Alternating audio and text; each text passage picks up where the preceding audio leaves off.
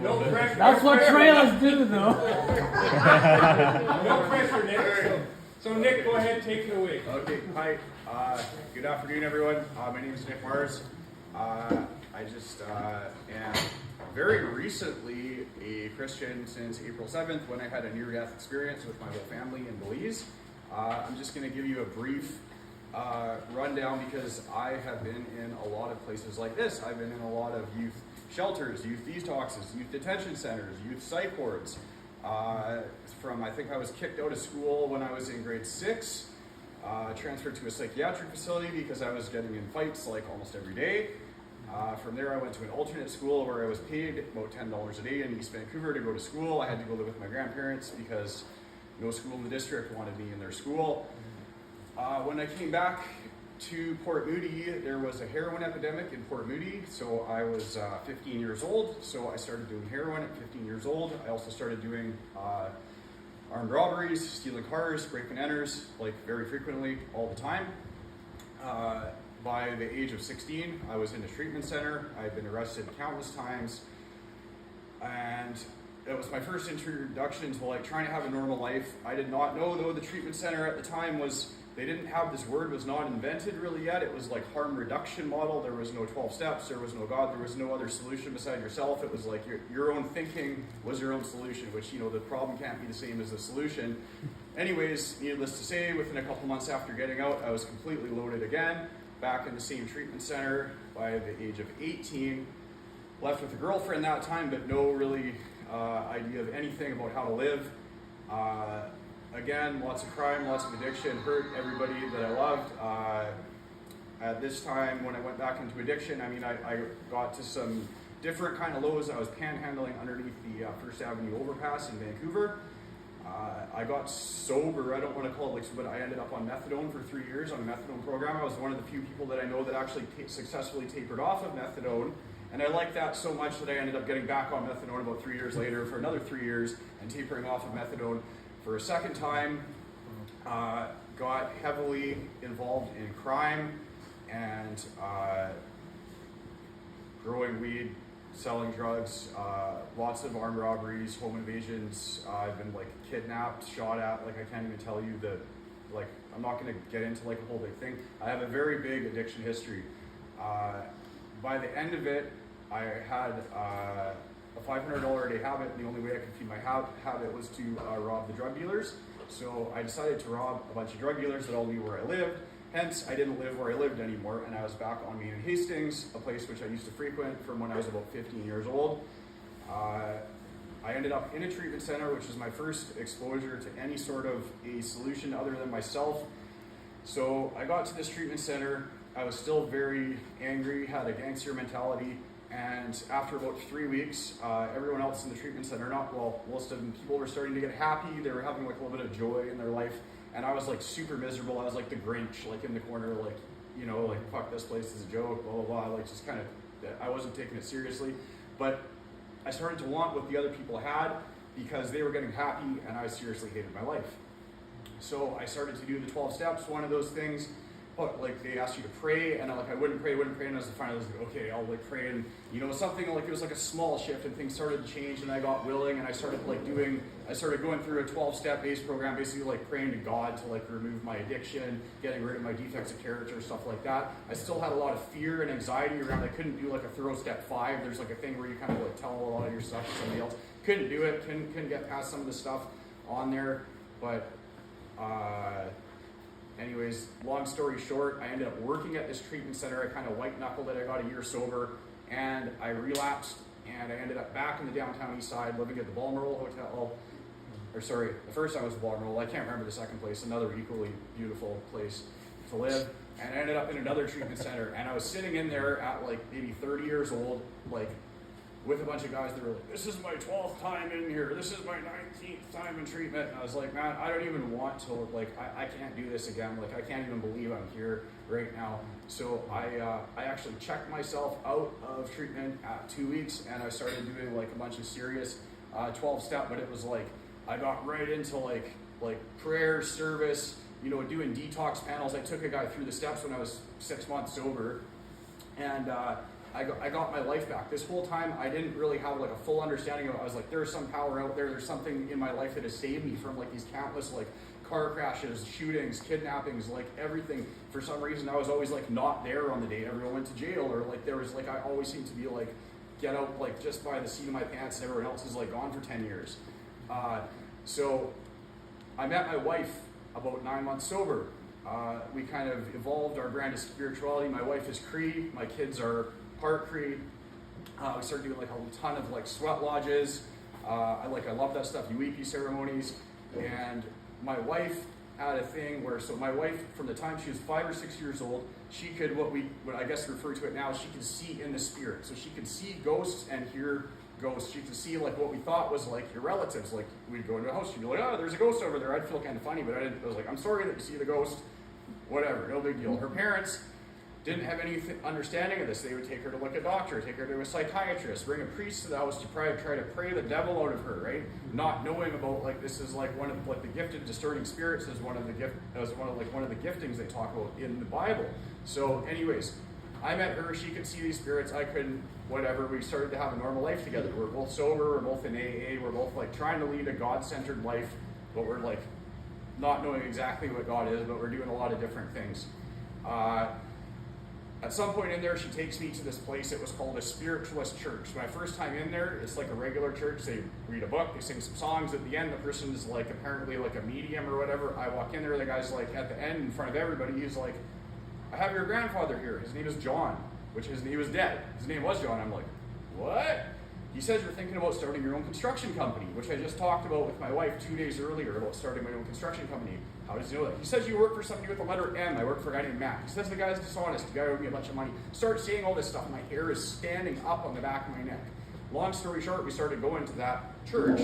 My wife, because she could see in the spirit from the age of 5 years old, she starts training with these people. So she, for 10 years, trained. By the end, up until this April, she was a clinical hypnotherapist, a Reiki master, teaching mediumship, doing tarot readings, doing energy work, doing SRT, which is like pendulum. She could walk up to you. She could be like, I have your aunt here. Her name is Dottie. She had a little white fluffy dog, and did she walk with a limp? And people are like crying, Auntie. Like we thought this was like the real way. COVID happened. We didn't really like all the COVID stuff. We sold everything and moved to Belize. I closed my company. We sold our house. We were like, peace, see you later, Canada. We sold everything and went to Central America. On our property in Central America, we built what would have been the first spiritualist church ever in Central America. I built it on my property, and it took 2 years to build it. Not that it was a 2-year build. I just had to like pay for it, like a little bit at a time kind of thing, right? We were, in this time, we're teaching people on the peninsula mediumship. She's doing Reiki, counseling, mediumship, hypnotherapy, like a couple sessions a day. She's like slammed, packed, busy. At some point, one of her clients is like, I know these shaman, they're from Mexico. They do all these different ceremonies, the cocoa ceremony, like chocolate, full moon ceremonies, plant different medicines, cambo, ayahuasca, this kind of stuff. You should introduce them to some of your clients. Maybe they should get some healing for some of the trauma, like the stuff that you haven't been able to help them with. I'm like, I don't know these shamans. I went to Mexico, I met the shamans. They're wearing white robes, they're talking about God. They seemed like nice enough people. So I'm like, okay, shamans, come on down. You can do some ceremonies with all of her clients. We had a group, like a Facebook group, and we arranged, like this day is this ceremony, this day is that. We're like promoting them because we're trying to help the people and help the shamans. We're not doing this with any sort of profit motives. None of this stuff was done with any profit motives. After about a week of the shamans coming, and we're doing ceremonies with the shamans, weird stuff started to happen. Me, my wife, my kids, a bunch of her clients, they're doing the ceremonies. Crazy, vivid, like sleep paralysis dreams. I'm waking up in the middle of the night and someone's carved a pentagram in my back. I got chained around a pole. Like, I don't even watch horror movies. This was like some really dark, twisted stuff. My wife can see in the spirit. She can see that these people are doing like stuff. They're taking energy or they're doing something. So in that part of the world, I was not really familiar with this here. There's all kinds of like voodoo, witchcraft, all this like weird, people put like spells on you and stuff. Like it's weird, but it happens. So we're like, okay, these shamans are bad. So we start talking about these shamans are bad. We should cancel the rest of the ceremonies. The day that we're seeing all this stuff, we're sitting in the house talking about this. A snake, I'm 10 feet in the air of the house that I lived in. My son's window's open, there's a screen. We're starting to talk about doing this, like canceling all this stuff. A snake comes to the window, it starts going like this. Wham, wham, it's smashing its head on the screen door and like trying to get, we shut the window, we're like, whatever. A frog starts hopping up the stairs. Okay, whatever, getting towed. My wife goes to hop in the shower. A scorpion falls out of her towel. A bird hovers at the window and it's just like chilling, hovering at the window, looking in the house. I'm like, you know what? I don't care if they're witches. We can't let them do all this. They're here to hurt people. They're trying to harm people. They're trying to harm us. We're canceling their ceremonies. I don't care. They can do their witchcraft. I don't care. She posted on the group chat. She says, don't anybody else go to any more of these ceremonies. All the ceremonies are canceled. Boom. Boom. Presses cancel. When she presses cancel, my front door is here. There's a mist. Like, as soon as she pressed it, it was like instant. A weird mist starts coming in between the door and the door frame. It's like you can just barely see it. And I'm like, okay. My son starts throwing up. He was 6 at the time. I had a 6 and 9-year-old at the time. Now he's 7. My son grabs his heart, starts throwing up. He's throwing up. Then me, all of a sudden, it feels like someone's grabbing my stomach from the guts from the inside. I start throwing up as well. I'm like, okay, mist bad. I gotta stop the mist. I grab a roll of paper towels and I start walking towards the mist with a butter knife and I'm poking the paper towel in between the crack in the door frame. The mist is coming in the windows, the doors, the AC vents, everything. As I walk into the mist, my thoughts are taking over. They go backwards. I'm like, I should kill myself. I should kill my family. Like, I don't think like that. So I'm like, we're burning sage, we're praying, we're like calling in our guides, like trying to protect us from this. I did the door, then my wife and kids are like huddling and like throwing up and praying in the hallway. I'd go back into the hallway, smudge for a minute, then I'd go do another door, go do another window. I started going one by one, like blocking all the windows, blocking all the doors in the house. We're under full spiritual attack. My other son drops on the ground, he's like, oh, my stomach. He's like, we're all like crying, we thought we were gonna die. This goes on for 2 to 3 hours, and all of a sudden I see, I'm like taping up one of the last AC vents, and I see it's like maybe 5 or 6 feet in front of me. It looks like a ghost. It's just like a black shadow, but it has wings, and it kind of looks like a horse and a person, but it was just like a shadow. And she's looking at me. She was in the hallway. She couldn't see it, and she's like, what's wrong? And I couldn't move. I was frozen in fear. I couldn't even move like an inch of my body. I've never been so scared in my life. The thing eventually disappears. I remained completely scared for like days after that of like whatever that thing was. We're going back, we're smudging, we're praying. Now it's been about 4 hours. At this point, she's crying out. She's like, God help us. Sir. We're calling out for God. My wife, who can see in the spirit and hear in the spirit, every day she would do meditations, talk to her spirit guides, and we taught my kids mediumship.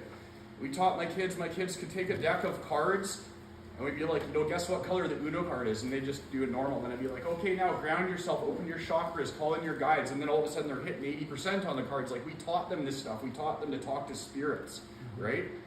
Okay, we're calling for God. And my wife hears, you broke the first commandment. And she's like, what's the first commandment? This. You shall have no other gods before me. You only pray to God, my son Jesus Christ, and the Holy Spirit. And we're like, we're sorry, we didn't know, forgive us. And then the voice says, you want forgiveness? You forgive. We in that instant, we started forgiving everybody. I forgive you, I forgive them. We forgave the witches that were trying to kill us. We started praying to Jesus. The attack stopped. We were told to throw out anything we ever put in front of God, anything we ever used for a ceremony, anything occult, anything witchcraft. The next day, in the morning, when the sun came up at the dump, because we were scared to leave the house at night because of all the mist and all the stuff that was happening, we threw out almost everything we owned. Like, I'm talking, I wore these clothes to ceremony. I wore my shoes to ceremony. We used this couch for a ceremony. I threw out my couch, like everything we owned. We had like an empty house after. It was almost empty. We had like a couple mattresses, stuff like this. At the dump, we're throwing out crystals from Peru, like tarot cards, everything. Some of the hypnotherapy manual. She spent a year in school doing the hypnotherapy. Garbage, all of it at the dump. Right? We took our kids, got them baptized in a church, and she's like, the next day, she's like, I feel like we're supposed to tear down that church. And I'm like, I just spent 2 years building that building. Can't we just take all the churchy stuff out of it and like sell it with the property? She's like, well, I don't know. So anyways, like, okay, I was like, God, if you want me to tear that down, I need more confirmation or something than that. So at this point now we're up early, we're fasting, we're praying, we're reading the Bible every day, we're getting deliverance. Those things that we taught my kids to talk to are tormenting us. And I did a 10-day fast and I prayed some sort of a thing out of my kid that left that was like some sort of a spirit or a demon or something that was tormenting him, like very like exorcist style, like come out in the name of Jesus. And like, you know, people are throwing up, and so it was insane. I didn't know anything. Like, I was raised in a Catholic church, but I never heard the word demon. I never heard the word spirits. I had a very limited understanding of what that was. And then all of a sudden I started reading the Bible, and the whole ministry was supernatural. So in the 2 weeks after this happened, we got a crazy financial attack. Everything broke. 2 car motors, my motor blew up, pool pump blew up, pool blew up, fridge stopped working, stove stopped working. 80% of our rentals, I have 3 houses down there, cancel. I had a vision twice while reading the Bible of tearing down the church. We tore down the church. I can show you a video of the church.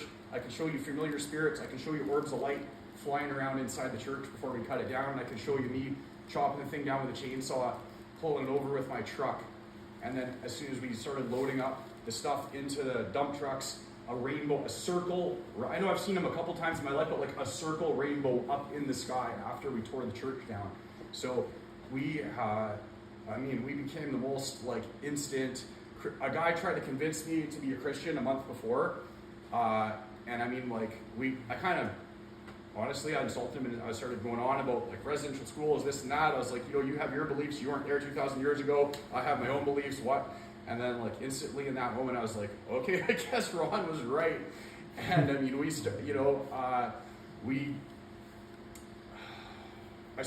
she stopped doing all that spiritual practice. I wasn't able to pay my mortgage down there because that was half of our income. I missed 1 mortgage payment, missed 2 mortgage payments. I did a 10-day fast and she was praying over me, and then all of a sudden after that, the idea popped in my head and I was like, why am I sitting in Belize waiting to default on this place? So we moved back to Canada. God, immediately I sent out resumes. Within a day I had an amazing job. I'm the superintendent in charge of the structure over there across the street. Like, here's your company truck, here's your vehicle, like gas card, it was just like out of nowhere. Here you go. We started praying, going to church, going through deliverance, which I didn't know. Like, there's a spirit of addiction, there's a spirit of like lust, there's all this kind of stuff. Our marriages have never been better. We were fighting, we were throwing plates at each other before this happened. Our marriage is fixed. My kids used to fight like cats and dogs, like scrap, like punching each other full on in the face, like every day, all day. My kids are about twice as well behaved. They're not angels, but they're twice as good. Like, I can't even tell you, everything in my life is like 1,000,000 times better. And it was the only thing different was we stopped praying at the time this happened, I was doing Buddhist meditations, I was doing Hindu chanting, we were doing a lot of native ceremonies, we were doing tons of New Age occult, every kind of New Age thing you could think of. And but we still thought it was for God. I was in tears when I built that church, thinking that I was going to be helping so many people in the community, not knowing that I was like a little bit misled about what that was. So we were told to share our testimony, and my wife and I have been going around sharing this testimony with basically anybody that will listen. We feel extremely called towards like ministry, something like that. I'm not sure. I know for right now I'm doing this job. This is kind of a bit of a reset. We had a super traumatic experience over there in Belize.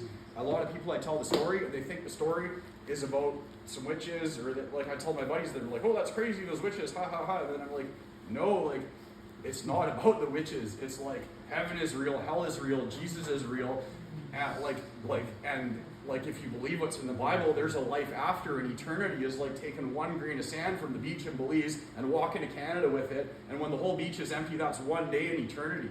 And like it matters a lot more than what you do or how big your house is, or like what you do on this life is like super important, and there's like spiritual stuff going on all the time behind the scenes that nobody really knows about. And so we are just, praying for guidance of like what to do. And right now we're just taking it kind of like 1 day at a time. But I can't even tell you the miracles. At some point in the middle of this, my kid had 5 warts on his hand. I know it sounds silly. This was during all this like demonic attack. We never took him to the doctor. It was like all this crazy stuff was going on. My wife was like, we go to bed. My wife's like, Jesus, if you're real, heal my son's warts. Wake up in the morning, and all 5 of his warts were gone from his hand.